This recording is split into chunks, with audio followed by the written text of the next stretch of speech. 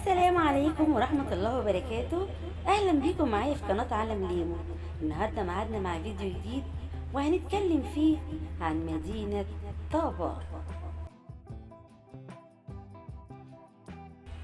طابة مدينة مصرية صغيرة بمحافظة جنوب سيناء، تقع على الجزء الشمالي من خليج العقبة، وهي آخر جزء من سيناء عاد إلى مصر عام 1989، وذلك وفقا لاتفاقية السلام المصرية الإسرائيلية عام 1979. وتعتبر طابة أحد أجمل المدن المصرية، والتي يأتي إليها عدد كبير من السياح من جميع أنحاء العالم. ويوجد حوالي 10 فنادق بمدينة طابة المصرية، يعمل بها حوالي 1804 أفراد ما بين مصريين وجنسيات أخرى.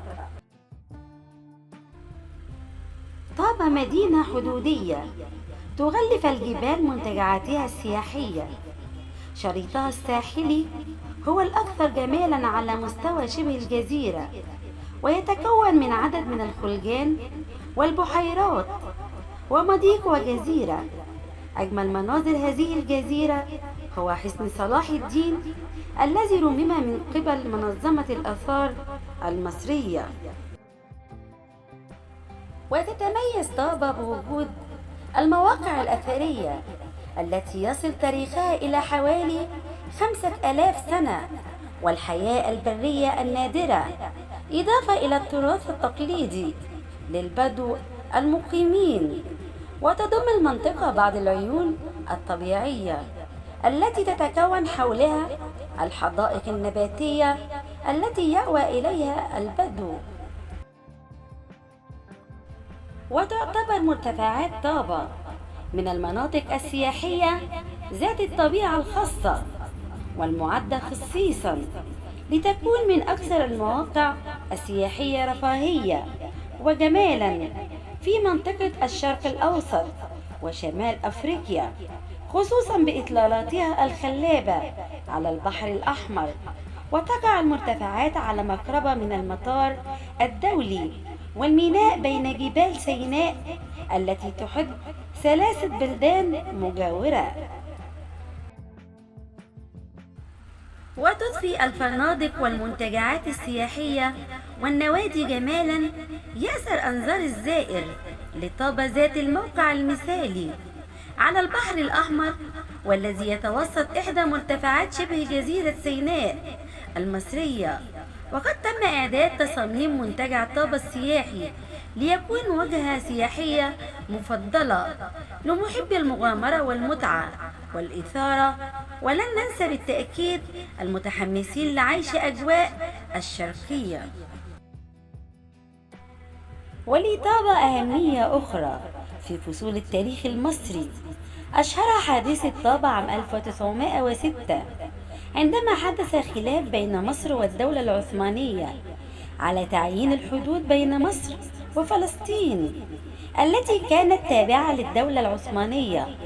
وانتهى الأمر باتفاق لرسم الحدود من طابة إلى رفح، وتم تعيين علامات الحدود.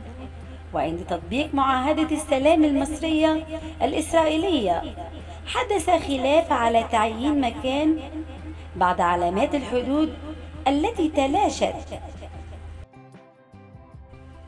وحاول الإسرائيليون تحريك بعض هذه العلامات داخل الأرض المصرية للاستيلاء على طابة. لذلك اتفق الطرفان مصر وإسرائيل على مبدأ التحكيم. وفي 29 سبتمبر 1988 أصدرت هيئة التحكيم التي انعقدت في جنيف حكمها لصالح الموقع المصري لتعيين موقع علامة الحدود. وفي 51 مارس 1989 تسلمت مصر منطقة طابة وعادت إلى سيادتها. خليج في ورد.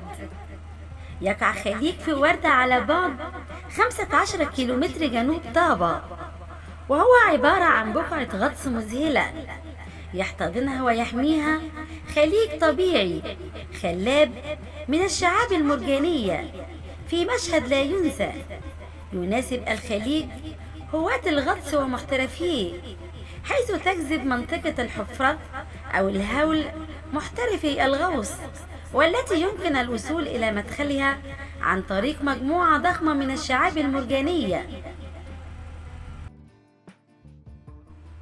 يشهد خلالها الغواصون مشاهد نادرة للحياة البحرية تتضمن رؤية أسماك البحر المفتوح، وهي تتغذى على أسماك الزجاج الصغيرة والسمك الفضي.